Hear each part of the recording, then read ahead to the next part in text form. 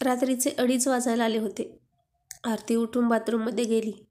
परत येऊन तिने बेडरूमचा छोटा लाईट चालू केला आणि तिच्या कपड्याच्या कपाटात काहीतरी शोधू लागली.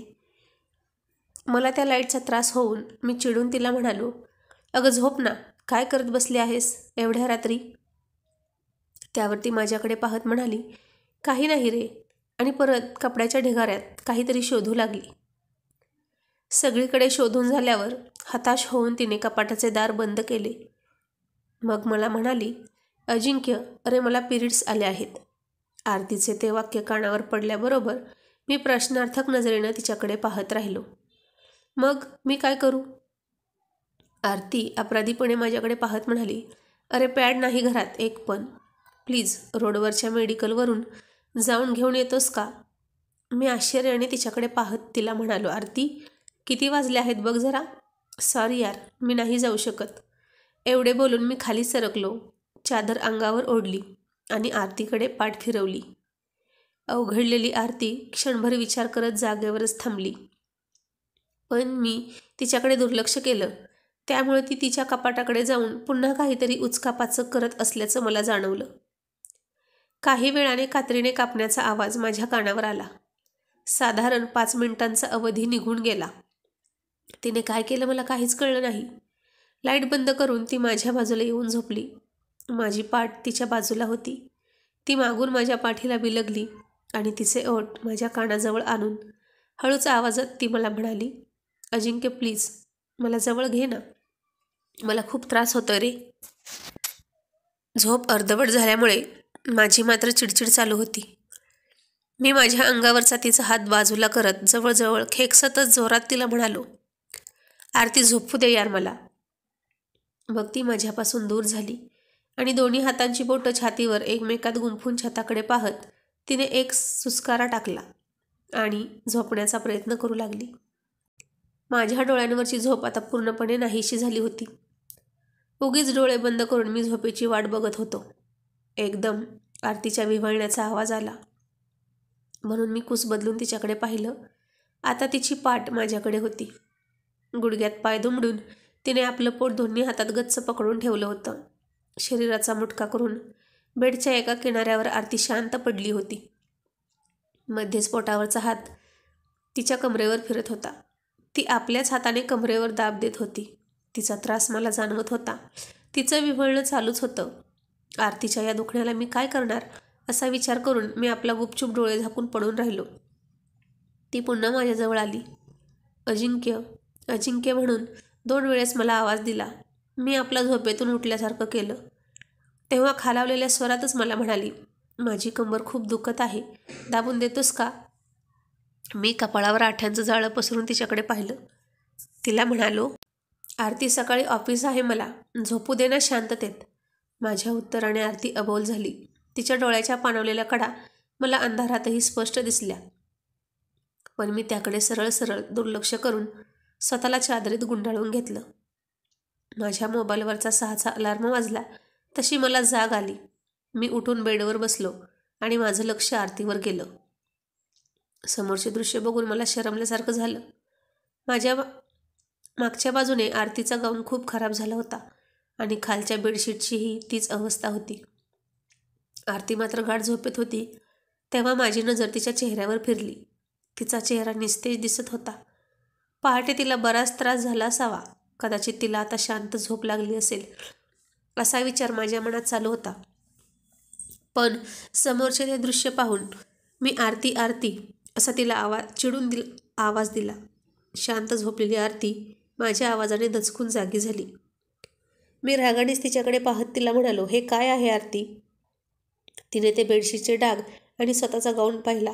ते बघून तिला एकदम अपराध्यासारखं वाटू लागलं. कशी तरी माझ्या नजरेला नजर देत म्हणाली, मी काय करू अजिंक्य? मला नाही रे कापड घेता येत. तुला म्हटलं होतं ना मला पॅड आणून दे. प्लीज आता तरी घेऊन ये. तिच्या बोलण्यावर माझं डोकं सरकलं. जवळजवळ तिच्या अंगावर खेकसतच मी तिला म्हणालो, मूर्खासारखं काहीही काम सांगतेस का गं? तुझं तू घेऊन ये ना जाऊन. तुला ह्या असल्या गोष्टी जरा आधी आणून ठेवायला काय होतं? मी कसलाही विचार न करता फडफड बोलून टॉयलेटमध्ये निघून गेलो. 10 मिनिटांनी मी परत आलो तेव्हा बेड आणि आरती दोघेही चकचकीत झाले होते. आरती किचनमध्ये माझा टिफिन तयार करत होती. मी तेव्हाही तोऱ्यातच आंघोळीला निघून गेलो. सगळं आवरून डायनिंग टेबलवर जाऊन बसलो. तेवढ्यात आरतीने गरमागरम उपीट समोर आणून ठेवलं. ते खाऊन मी ऑफिसला जायला निघालो. टिफिन राहिला म्हणून मी तो घेण्यासाठी किचनमध्ये गेलो तेव्हा आरती चपात्या करत होती. ती पाठमोरी उभी होती. मी काहीतरी घ्यायला म्हणून सहज खाली वाकलो तेव्हा माझं लक्ष तिच्या पायावर गेलं. आरती पाय दुमडून उभी होती. कदाचित तिला खूप त्रास होत असेल असे माझ्या मनात आलं. पण या त्रासाला मी काय करू शकतो असा विचार मी केला आणि तिची विचारपूस न करता तिच्याकडे दुर्लक्ष करून मी रागातच तिथून निघून गेलो. मी ऑफिसला आलो होतो पण माझं मन काही लागत नव्हतं. परत परत आरतीचा चेहरा माझ्यासमोर येत होता. किती विश्वासाने तिने माझ्याशी लग्न केलं होतं. 2च वर्ष झाली होती आमच्या लग्नाला. ती माझी किती काळजी घेते तेव्हापासून. मला काय हवं नको ते तिला चांगलंच ठाऊक आहे. आजपर्यंत ती कधीच माझ्या मनाविरुद्ध वागली नव्हती. माझ्या तब्येतीची तर माझ्यापेक्षा तिलाच जास्त काळजी असते. आजही चांगलं आठवतं मला. मागच्या वर्षी पाऊस पडत होता. त्या रात्री मी तापाने फणफणलो होतो. रात्र बरीच झाली होती. आरती सारखं माझं अंग थंड पाण्याने पुसत होती. मध्येच खिडकीतून पाऊस उघडायची वाट पाहत होती. तिची नुसती तगमग चालू होती. पाऊस काही उघडायचं नाव घेत नव्हता. ती त्या पावसात मी आलेच म्हणून घराबाहेर पडली आणि तेवढ्या रात्री भर पावसात जाऊन तिने माझ्यासाठी मेडिकलमधून औषध आणली होती.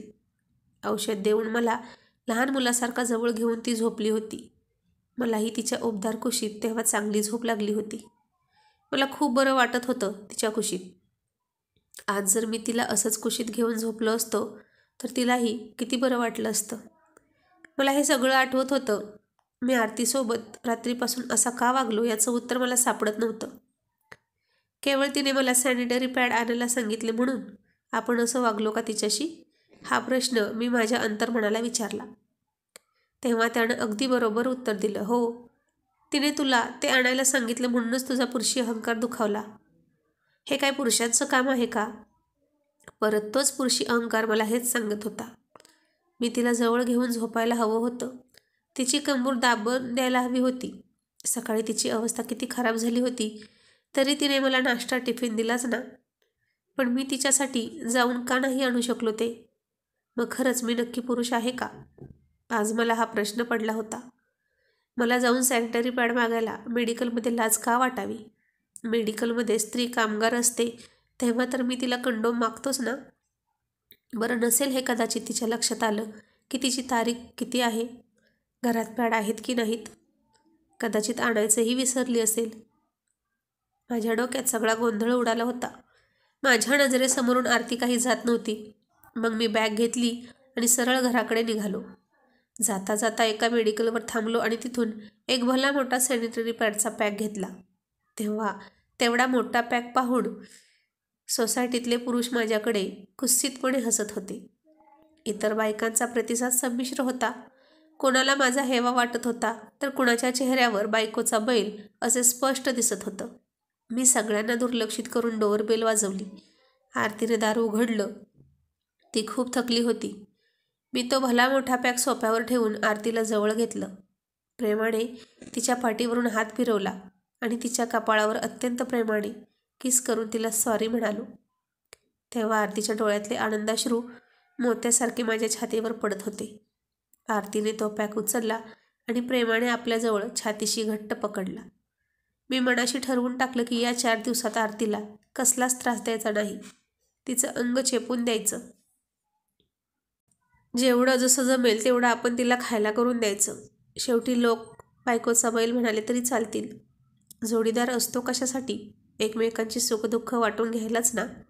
मग ती जेवढं नवऱ्यासाठी खपून करते तेवढं नवऱ्याने बायकोसाठी करणं खूप गरजेचं आहे. जे जे बायको नवऱ्यासाठी करते ते सर्व त्यानेही तिच्यासाठी करावे हे सिंपल लॉजिक आहे.